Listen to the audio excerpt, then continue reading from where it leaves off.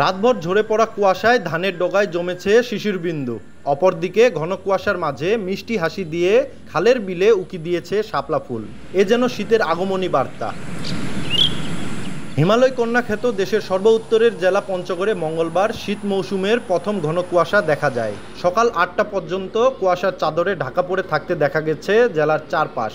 কুয়াশার মাঝে সড়কে হেডলাইট জ্বালিয়ে চলাচল করে যানবাহন। আজকে নামাজের সময় দেখি অন্ধকার, বৃষ্টি আসবে কি না, তো না বৃষ্টি না কুয়াশা। আমি প্রতিদিন আব্বু আম্মুর সাথে হাঁটি, অন্য দিন থেকে আজকে একটু বেশি কুয়াশা। তুলনামূলকভাবে এবারে যে শীতের আমেজটা হয়তো অগ্রিম শুরু হয়ে গিয়েছে। অক্টোবরের 15 থেকে 20 তারিখের মধ্যেই এদিকে শীত মোটামুটি অনুভূত হয়।